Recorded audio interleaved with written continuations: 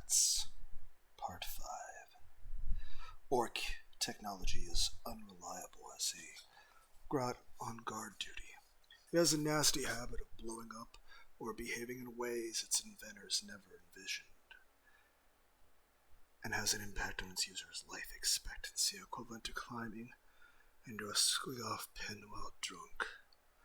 None of this stops many orcs from enthusiastically embracing the dubious wonders of what they call an Orky know-wotz. Mechs, mech boys, mechanics, spanners. The orcs have many names for their ever-inventing and ever-experimenting engineering caste. They are the source of every green-skin contraption, vehicle and weapon more complex than a plank with nails bashed through it. Yet for all their instinctive knowledge of how to bodge together every sort of madcap machinery, mechs are no less anarchic than the rest of their race. Their workshops are death traps surrounded by heaps of junk that might come in handy, and stuffed to overflowing with oversized tools, half-built weaponry, chain-dangled engine blocks, and discarded, often live ordnance. Grot assistants known as oilers pick their way through the tangle, doing their best to assist their master while avoiding a sudden and explosive demise. Mechs don't tend to work from plans or blueprints, instead simply bolting together whatever feels right.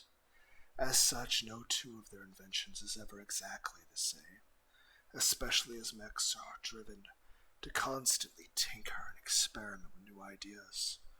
They will gladly do custom jobs for other orcs in return for payment in teeth or looted scrap. However, customers must be prepared to receive something rather different to what they ordered. Sluggers that fire glowy explosive shells, power claws that also shoot flame, armor that teleports its wearer at random, battle wagons with protruding soul arms and flickering power shields. All these and countless other mad inventions may emerge from a mech's workshop. The array of technologies mechs spontaneously invent is truly incredible. From the unstable energy weapons, matter-dragging tractor beams, and orc portable rocket packs, to teleportation tech, warp tunnel projectors, electromagnetic beamers, and Mork alone knows what else. Mechs can make it all. Yet, the great tragedy for their species, not that the orcs see it this way, is that for all their wondrous abilities, the mechs only have the imagination to employ their technologies as weapons of war. They have the potential to make their species one of the most advanced in the galaxy, yet they simply render it one of the most dangerous, both to themselves and to everyone else. Pain and gain. Mechs and pain boys often collaborate, much to the misfortune of everyone in arm's reach. When orcs' limbs, organs, and occasionally heads get lost in battle and require bionic replacement, it is the mech who fashions the cyborg components and the pain boy who fits them. Only amidst the beast snagga tribes is this rule broken, as their own pain bosses manage to fulfill something of both roles. That said, pain bosses also prefer to work on squigs than on orcs, and frankly, most of their green-skinned patients would prefer it that way too.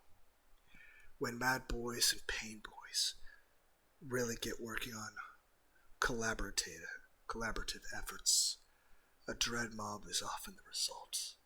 Mech boys fashion combat walkers known as killer clans and death dreads. Then the pain boys work with them to wire volunteers, in air quotes, into the war engines. Grots into killer clans and orcs into the death dreads. This is a one-way trip involving a great deal of amputation and crude biotics. That doesn't stop greenskins queuing up for the process. By the way, that reminds me, I was considering using a picture of a Warhammer version of this, like the miniature, but it was designed to be a hot, busty woman with giant tits and thick thighs and a pretty face. But, stylized. And it looked really cool, but I'm like, even though technically she's clothed, you can see her nipples through her shirt. And I was even considering posting that picture in the community post. So I was like, nah. Even though I can post cute anime girls, I feel like that's too much because you can make out where the nipples are, and I'm like, I feel like that's too much.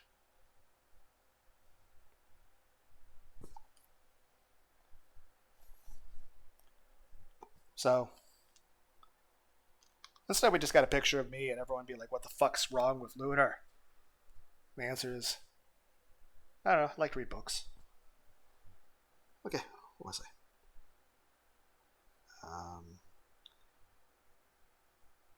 I'll find it. After all, it appears a shortcut to being the biggest and baddest. By the time the new pilots grasp how horribly restrictive it is being wired into an engine-driven armored dustbin, it's a bit too late. That said, with a bossy enough big mech or two to herd them into battle, these dread mobs are often clanking, smoking, belching nightmares for the enemy. Their guns, snapping claws and roaring saws, have broken then a few battle lines. Vehicular mayhem. Another high-tech and often all too infamous subculture within the Ork society is the cult of speed, known also as the speed freaks. These are the Orks who have become completely addicted to racing into battle as fast as possible. This they do aboard whatever scrap metal speedsters or stripped back up gunned war bikes they can get their claws on. Speed freaks gather together into sizable mods and squadrons. During the rare lulls between open warfare, they engage in raucous and breakneck races around, or often right through, their own tribes' encampments. The majority of Orks consider such races the height of entertainment, wagering merrily on which speed freaks will make it out over the finishing line first, and who will end up on fire in a ditch.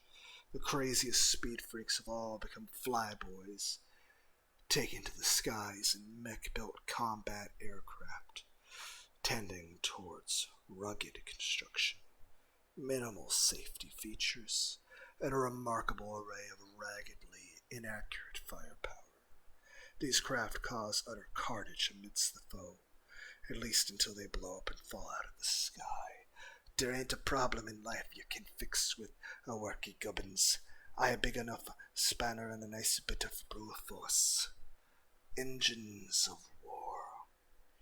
Really ambitious big mechs build bigger war machines. Battle wagons and gun wagons are comparable to other races. Tanks and transports, albeit festooned with all manner of random Daka and close quarters weaponry. Bigger still are the battle fortresses, rolling nightmares often built off the looted wrecks of Imperial super heavy tanks. Then there are the war effigies, made to resemble the Ork gods. Even the smallest of these war engines, the Gorkanauts and the Morkanauts, are fat-bellied, gun-studded, heavy-footed engines of death, the size of an armored bastion. Bigger still are the Stumpus, whose engine rooms and gun decks swarm with Orks and Grots, and whose firepower can decimate armies. Biggest of all are the Gargants, Titan-class war engines whose earth-shaking tread and deadly gaze bespeak the death of the worlds.